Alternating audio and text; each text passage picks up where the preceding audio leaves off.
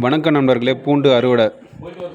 நீங்கள் மேக்ஸிமம் பார்த்தீங்கன்னா பூண்டு ரெகுலராக வந்து மண்டியிலேருந்து எடுக்கிறதா பார்த்துருப்பீங்க.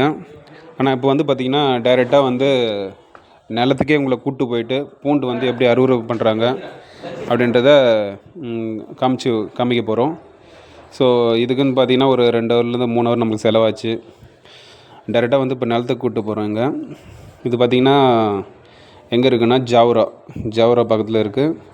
பூண்டு அறுவடை பண்ணுறது எப்படி வந்து பூண்டு அறுவடை பண்ணுறாங்கன்றத நேரடியாக வந்து பார்க்க போகிறோம். இது வந்து பார்த்திங்கன்னா வெங்காயம் மாதிரி தான்.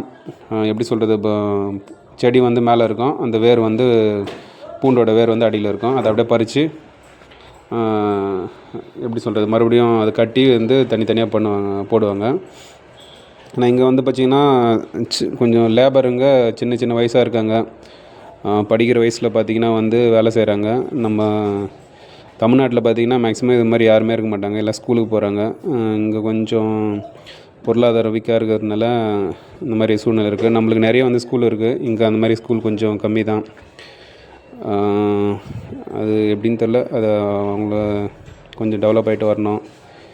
அதே மாதிரி பார்த்திங்கன்னா இங்கே எப்படி வந்து பூண்டை அறுவடை பண்ணுறாங்கன்னா, காலையில் வந்துடுவாங்க.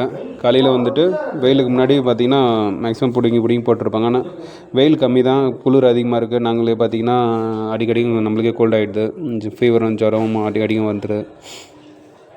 இதில் பார்த்திங்கன்னா உங்களுக்கு காலையிலேருந்து அறுவடை பண்ணுறது எப்படின்னா ஃபஸ்ட்டு பறித்து வந்து கட்டி போட்டுருவாங்க.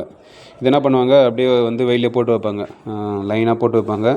கொஞ்சம் அந்த தாளெல்லாம் காய்ஞ்ச உடனே அதை கட் பண்ண ஆரம்பிப்பாங்க. கட் பண்ணி அந்த வேரையும் முடிச்சும் கட் பண்ணி வந்து எடுத்து வெளியில் போட்டுருவாங்க. ஸோ லைனாக வந்து 2-3 நாள் காயும். இல்லை எந்த அளவுக்கு காயுதோ அந்த அளவுக்கு எடுத்துன்னு மண்டியில் போட்டு அதை காஷ் ஆக்கிடுவாங்க. இது எப்படி வந்து இது வந்து 3லேருந்து 4 மாதம் பயிர். இது கரெக்டாக பண்ணால் நல்லா லாபகரமானது. ஆனால் தமிழ்நாட்டு மண்ணுக்கு இது வர்றதில்லை, இங்கே மட்டும்தான் இந்த மண்ணுக்கு வருது. ஆனால் கொஞ்சம் இது பராமரிப்பு வந்து பார்த்திங்கன்னா கீரை மாதிரி. இது கீரையில் எவ்வளோ அளவுக்கு நம்மளுக்கு பராமரிப்பு தேவைப்படுதோ அதே மாதிரி இதை பராமரிக்கணும், இல்லைனா மொத்தமாக வந்து நம்ம இழப்பீடு ஏற்படும். இதை பற்றி தகவல் எதுனா வேணும்னா கீழே இருக்க நம்பருக்கு ஃபோன் பண்ணுங்கள். நன்றி, வணக்கம்.